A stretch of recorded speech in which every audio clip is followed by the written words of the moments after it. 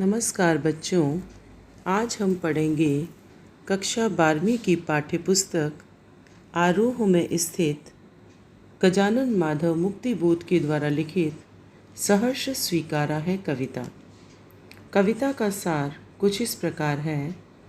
यह कविता मुक्तिबोध के निजी अनुभवों पर आधारित है। कवि अपनी प्रेरणा के स्रोत को अज्ञात रखते हैं। इस कविता का तुम माँ है या पत्नी, प्रेयसी, बहन या कोई और, इसका रहस्य बना हुआ है। कवि स्वीकार करता है कि उसके जीवन में जो भी कमज़ोरियाँ या उपलब्धियाँ हैं, उन्हें उसके प्रिय का प्रेम और समर्थन प्राप्त है। उसकी गर्वीली गरीबी, गंभीर अनुभव, विचार चिंतन, भावनाओं की नदी सब मौलिक हैं। ये सब प्रिय के प्रेम का संबल पाकर ही, सहारा पाकर ही प्राप्त हुए हैं। कवि अपने प्रिय से बहुत गहराई से जुड़ा हुआ है। वह स्वयं को जितना भी उंडेलता है, उतना ही फिर भर आता है। मानो उसके भीतर कोई झरना है। उसे लगता है कि उसका प्रिय उस पर चांद की तरह खिला रहता है। कवि चाहता है कि वह अपने प्रिय के अत्यधिक प्रेम से, उसकी ममता के मोह से उबरे। वह सदा ही उसकी आत्मीयता के उजाले में रहते रहते कमज़ोर हो गया है। उसे भय लगता है कि वह उसके बिना शायद जी नहीं पाएगा। इसलिए वह उसे भूल जाना चाहता है, ताकि वह अंधेरों में, गहरी से गहरी गुफाओं में जी सके। यद्यपि उसका प्रिय को भूलना एक दंड होगा, फिर भी वह इस दंड को झेलना चाहता है। उसे विश्वास है कि वह अंधेरे से लड़ता हुआ भी उसी की आत्मीयता से शक्ति पाएगा। उसका सहारा उसे सब जगह मिलता रहेगा। उसने जीवन में आज तक जो भी पाया है, वह उसके प्रिय की ही देन है। उसके सब कार्यों में कारण रूप में उसका प्रिय ही रहा है। पहला काव्यांश इस प्रकार है। जिंदगी में जो कुछ भी है, जो भी है, सहर्ष स्वीकारा है, इसलिए कि जो कुछ भी मेरा है, वह तुम्हें प्यारा है। गर्वीली गरीबी ये गंभीर अनुभव सब, यह विचार वैभव सब, दृढ़ता यह भीतर की सरिता, यह अभिनव सब मौलिक है, इसलिए कि पल पल में जो कुछ भी जागृत है, अपलक है, संवेदन तुम्हारा है। शब्दों के अर्थ पर ध्यान देंगे। सहर्ष अर्थात खुशी के साथ, स्वीकारा अर्थात मन से माना, गर्वीली अर्थात अभिमान भरी, अनुभव अर्थात व्यावहारिक ज्ञान, विचार वैभव अर्थात भरे पूरे विचार, दृढ़ता अर्थात मजबूती, सरिता अर्थात नदी, भावनाओं का प्रवाह, अभिनव अर्थात नया, मौलिक अर्थात नया अपनी तरह का, जागृत अर्थात जागा हुआ, जीवित या चेतन, अपलक निरंतर बिना पलक झपकाए, संवेदन अर्थात अनुभूति, प्रेरणा या भावना। कवि अपने रहस्यमय प्रिय को संबोधित करते हुए कहते हैं कि हे प्रिय, जिंदगी में जो कुछ भी है, जो भी है, सहर्ष स्वीकारा है, इसलिए कि जो कुछ भी मेरा है, वह तुम्हें प्यारा है। मेरे जीवन में जो भी उपलब्धियां हैं या कमज़ोरियां हैं, मैं उन्हें खुशी से स्वीकार करता हूँ। मुझे उन पर गर्व है। कारण यह है कि मेरे पास जो भी मेरा अपना है, वह सब तुम्हें बहुत प्रिय है। गर्वीली गरीबी मेरी स्वाभिमान युक्त गरीबी, ये गंभीर अनुभव सब मेरे जीवन के गहरे अनुभव, यह विचार वैभव सब मेरा गहरा विचार चिंतन, दृढ़ता मेरे व्यक्तित्व की दृढ़ता या मजबूती, भीतर की सरिता अभिनव सब मेरे मन में बहती भावनाओं की नदी, मौलिक है और मेरे अन्य नए नए रूप ये सब अपने आप में मौलिक हैं, निजी हैं, नए हैं। इसलिए कि पल पल में जो कुछ भी जागृत है अपलक है, संवेदन तुम्हारा है। इनकी मौलिकता का मूल कारण यह है कि मेरे जीवन में जो भी गतिशील चेतना है, प्रेरणा है या उपलब्धि है, उसमें तुम्हारी प्रेरणा कार्य कर रही है। तुम्ही ने मेरे व्यक्तित्व का निर्माण किया है। गर्वीली विशेषण गरीबी को महिमा मंडित करने में सक्षम है। इसमें कवि का स्वाभिमान प्रकट हुआ है। कवि ने अपनी आंतरिक गहन अनुभूतियों को भीतर की सरिता कहकर प्रकट किया है। यह प्रतीक सटीक और सुंदर बन पड़ा है। अभिनव विशेषण मौलिक अनुभूतियों को व्यक्त करता है। संबोधन शैली और आत्मानुभूति के कारण यह पद्यांश प्रभावी बन पड़ा है। भाषा निर्झर के समान किसी भी बंधन से मुक्त है। विचार वैभव का सौंदर्य और संक्षेप देखते ही बनता है। भीतर की सरिता भावनाओं के उमड़ते प्रवाह के लिए लाक्षणिक प्रयोग है। मौलिक है कि आवृत्ति प्रभाव को सघन करने में सक्षम है। पल पल में पुनरुक्ति प्रकाश अलंकार है। संस्कृत निष्ठ शब्दावली का प्रयोग हुआ है। कवि का प्रिय अज्ञात है। वह कौन है इसका रहस्य बना हुआ है, परंतु वह अत्यंत प्रेरक है। वह कवि के व्यक्तित्व का निर्माता है, प्रेरक है, यह स्पष्ट है। अगला काव्यांश इस प्रकार है। जाने क्या रिश्ता है, जाने क्या नाता है, जितना भी उंडेलता हूँ भर भर फिर आता है। दिल में क्या झरना है, मीठे पानी का सोता है, भीतर वह ऊपर तुम। मुस्काता चांद ज्यों धरती पर रात भर, मुझ पर त्यों तुम्हारा ही खिलता वह चेहरा है। शब्दों के अर्थ पर ध्यान देंगे। नाता अर्थात संबंध, उंडेलता अर्थात खाली करता, बाहर फेंकता या दान करता, सोता अर्थात झरना। कवि अपने प्रिय को संबोधित करते हुए कहते हैं कि जाने क्या रिश्ता है, जाने क्या नाता है, जितना भी उंडेलता हूँ भर भर फिर आता है। कि मैं नहीं जानता कि मेरे और तुम्हारे बीच इस स्नेह का क्या संबंध है, किस नाते मैं तुमको इतना चाहता हूँ। मुझे तो इतना पता है कि मैं इस स्नेह को हृदय से जितना व्यक्त करता हूँ और बांटता हूँ, उतना ही यह बार बार फिर से भर आता है। दिल में क्या झरना है, मीठे पानी का सोता है। मेरे हृदय में प्रेम का कोई झरना मालूम होता है, जिससे लगातार स्नेह की वर्षा होती रहती है, अथवा हृदय में प्रेम का कोई मीठा स्रोत है, जिससे निरंतर स्नेह जल छलकता रहता है। भीतर वह ऊपर तुम। मुस्काता चांद ज्यों धरती पर रात भर, मुझ पर त्यों तुम्हारा ही खिलता वह चेहरा है। मेरे हृदय के भीतर तुम्हारा प्रेम है और इस प्रेम पूरित हृदय में तुम विराजमान हो। तुम्हारा यह खिलता हुआ मुख मेरे हृदय में सदा इस प्रकार रहता है, जिस प्रकार पूर्णिमा का चंद्रमा रात भर आकाश में अपनी चांदनी बिखेरता रहता है। कवि का प्रिय अज्ञात है, वह कौन है इसका रहस्य बना हुआ है। संबोधन शैली और आत्मानुभूति के कारण यह पद्यांश प्रभावी बन पड़ा है।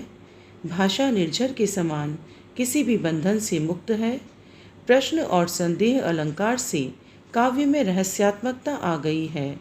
उदाहरण के लिए, जाने क्या रिश्ता है, जाने क्या नाता है, दिल में क्या झरना है, मीठे पानी का सोता है। झरना और मीठे पानी का सोता स्नेह के उपमान हैं। मुस्काता चांद ज्यों में उत्प्रेक्षा अलंकार है। प्रिय के खिले चेहरे में मुस्कुराते चांद की संभावना मनोरम बन पड़ी है। भर भर फिर में अनुप्रास तथा पुनरुक्ति प्रकाश अलंकार है। अगला काव्यांश इस प्रकार है। सचमुच मुझे दंड दो कि भूलूं मैं तुम्हें भूल जाने की दक्षिण ध्रुवी अंधकार अमावस्या शरीर पर, चेहरे पर, अंतर में पालूं मैं, झेलूं मैं, उसी में नहालूं मैं। इसलिए कि तुमसे ही परिवेष्टित आच्छादित रहने का रमणीय यह उजेला अब सहा नहीं जाता है, नहीं सहा जाता है। ममता के बादल की मंडराती कोमलता भीतर पिराती है। कमज़ोर और अक्षम अब हो गई है आत्मा यह। छटपटाती छाती को भवितव्यता डराती है। बहलाती सहलाती आत्मीयता बर्दाश्त नहीं होती है। शब्दों के अर्थ पर ध्यान देंगे। दक्षिण ध्रुवी अंधकार अर्थात दक्षिणी ध्रुव पर छाया गहरा अंधेरा। अमावस्या चंद्रमा विहीन काली रात। अंतर अर्थात हृदय या दिल। परिवेष्टित अर्थात चारों ओर से घिरा हुआ। आच्छादित अर्थात छाया हुआ। रमणीय अर्थात मनोरम या सुंदर। उजेला अर्थात प्रकाश। ममता अर्थात अपनापन या प्रेम। मंडराती अर्थात छाई हुई। पिराती अर्थात दर्द करती है। अक्षम अर्थात कमज़ोर। भवितव्यता अर्थात भविष्य की आशंका या आने वाले समय की सोच। बहलाती अर्थात मन को प्रसन्न करती। सहलाती अर्थात दर्द को कम करती हुई या सहानुभूति देती हुई। आत्मीयता अर्थात अपनापन। बर्दाश्त अर्थात सहन। कवि अपने प्रिय से प्रार्थना करता है कि वह उसे भूल जाना चाहता है। हालांकि उसे भूलना कवि के लिए बहुत बड़ा दंड है, फिर भी वह इस दंड को झेलना चाहता है। सचमुच मुझे दंड दो कि भूलूं मैं तुम्हें भूल जाने की दक्षिण ध्रुवी अंधकार अमावस्या शरीर पर, चेहरे पर, अंतर में पा लूँ मैं, झेलूँ मैं, उसी में नहा लूँ मैं। कवि चाहते हैं कि उसका जीवन अपने प्रिय के वियोग के कारण दक्षिणी ध्रुव जैसे अनंत अंधेरे में डूब जाए। वियोग की गहरी अमावस उसके चेहरे पर, शरीर पर, हृदय में छा जाए। वह उस वियोग वेदना को भरपूर झेले, पूरी तरह झेले और उसमें नहा ले। कारण यह है कि उसका वर्तमान जीवन अपने प्रिय से पूरी तरह घिरा हुआ है। इसलिए कि तुमसे ही परिवेष्टित आच्छादित रहने का रमणीय यह उजेला अब सहा नहीं जाता है, नहीं सहा जाता है। कवि अपनी प्रिया के वियोग के दंड को इसलिए झेलना चाहते हैं क्योंकि उनका वर्तमान जीवन उनके प्रिय से पूरी तरह घिरा हुआ है। प्रिय ने उसे पूरी तरह से आच्छादित कर लिया है। यद्यपि प्रिय के स्नेह का उजाला बहुत मनोरम या सुंदर है, परंतु अब यह उजाला उसके लिए असहनीय हो गया है। ममता के बादल की मंडराती कोमलता भीतर पिराती है। उसके मन में सदा प्रिय की ममता बादलों की भांति मंडराती रहती है। यही कोमल ममता उसके हृदय को पीड़ा पहुंचाती है। कमज़ोर और अक्षम अब हो गई है आत्मा यह।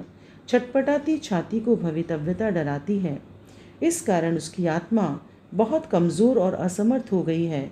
उसे भविष्य की चिंताएं, आशंकाएं डराने लगी हैं। प्रिय के अभाव में वह कैसे जिएगा, यह भय उसकी छाती में छटपटाहट पैदा करता है। इसलिए अब उसे अपने प्रिय का बहलाना, सहलाना और रह रहकर अपनापन जतलाना सहन नहीं होता है।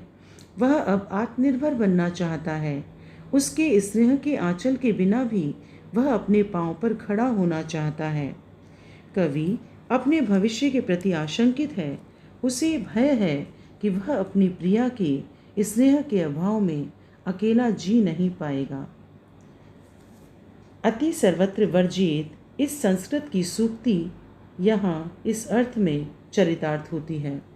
सहा नहीं जाता है, नहीं सहा जाता है प्रयोग असहनीयता के प्रभाव को गहरा करता है।